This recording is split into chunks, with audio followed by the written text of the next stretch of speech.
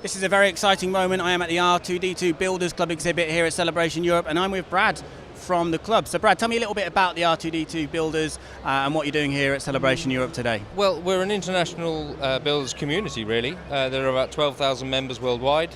We all spend a lot of time alone in sheds, and so it's lovely to get out and show off the droids that are otherwise not seen. To get out of your little shed into a big shed, basically. Massive shed, yes, the biggest shed I've seen, yeah. Yeah, you can fit a lot of droids in this shed. Shall we take a roam around the shed? Do you want to show me what you've got here?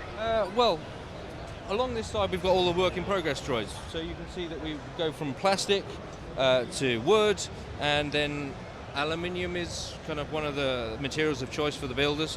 And you can see how much work actually goes into these things. There are, thousands of hours in some of these droids. I know for a fact Felix's droid there, he's redone a lot of the parts 3 or 4 times to get the perfect result that he wants. Wow. Now, the only robot I've ever created has been in the form of dance after a few too many Qui-Gon Jinns. What does it take to be able to make a droid? What knowledge, what know-how do you need? Astromech.net, that's our forum, and anybody with a little bit of common sense can join the group and do 6 months to a year of reading and can crack on with their own droid. So it's possible? Very possible, yeah, very, very possible. But a shed is required? Not necessarily. My first droid, which we'll see in a bit, was built pretty much in the garden on nice days, and the rest of it done on my lap in my bedroom when I could squeeze in the time. Now, the great thing about Star Wars droids is that they all have such big personalities. Yes. Who would you say here, out of all these different R2 units that you've got here, who's got the biggest personality? Well, I know my two better than most. And You're biased, yeah, Brad? Very, very biased. But I know their foibles as well as, better than anyone else, should we say. Well, I saw one earlier, an R2D2, singing the Bee Gees. Can we see that one? That's your one? Yeah, well, mine. I agree with you then. You're not biased, you're just a truth teller. Let's go and see that one. Okay. Does it have a name? He's R2X2. He's a background droid from A New Hope. Wow. We've basically I did one that wasn't canon, so I haven't painted him, the aluminium one, and I wanted one that was actually a sort of a copy of a screen-used droid. So I ended up with R2X2. So this is R2X2. This is R2X2. Over here. So we won't hear the Bee Gees now, probably down to royalties, but this R2X2 knows how to move. yeah, he can shake it with the best of them. Yeah. We've got various different scripts that I can call. I've got about 300 scripts built into the PlayStation 4 controller system, and basically try and interact and use it as a puppet as best I can. And I think we should clarify that this is an actual droid. Kenny Baker is not inside R2X2. He's completely empty, apart from batteries and electronics, yeah. Happy days. So what else have you got for us here on the exhibit? With R2X2, I decided that I wanted to be able to swap the domes out and have different droids for different occasions. So I built an R4 and an R5. And my aluminium droid was where it all started for me.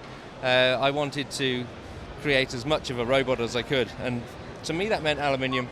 So this one here, this aluminium droid, Yes. that is your debut droid? That's my debut droid, but he ended up at about 100 kilos. So getting him in and out of the house, etc. was a bit of a mission. And so the second one ended up about 60 kilos to try and address the problems that I created with the first. Some dramatic weight loss Yeah, been on a diet. Now I hear that you have a celebrity droid here, an actual Episode 7 We do, droid yes. is amongst us. What's the R0LO, I believe he is. called. R0, hello. Let's Yes. take a little He's, stroll down there. Far end. En route, we are walking past a Boba Fett themed R2 unit here. Yes, it's Simon Patel's styrene droid. It's debuting this weekend, which is nice. The first time we've seen him. It's a beautiful droid. It is. It very much is. See, that one's built out of styrene plastic. So the really? plans are cut by hand, glued together. So much lighter than your original droid. Yeah, very much lighter. And also, you can build it all yourself. You don't have to spend a fortune on parts and stuff like that. I feel like your original droid is like the Jabba the Hutt of droids, essentially. Speaking of which, this is R2D2 from Jabba's sail barge, is it not? With the drinks tray, yeah. I do Not like the actual one, though. We should probably clarify here. No, this is another prop replica, yes. So, yeah, R0LO is just up here. And this is the one that was used in the background of The Force Awakens. And the LO comes from Lee and Oliver, who were the two R2 builders that were headhunted by Lucasfilm to be the droid builders for The Force Awakens. Wow, that's amazing. So they actually got to design their own dome and have a droid named after them, which is, about as good as you could ask for, really, isn't it? That is, I think, as good as it gets, yes, to be honest. Well, a Star yeah. Wars droid. That's definitely a feather in named the cap. after you. Pretty much, yeah. Well, thank you, Brad, for showing me around. It's been a pleasure looking around the exhibit today. And if you don't mind, I'm off to have a BG's duet with an R2 unit. Okay, you're going to join me, Brad? Yes, let's go off for we it. go.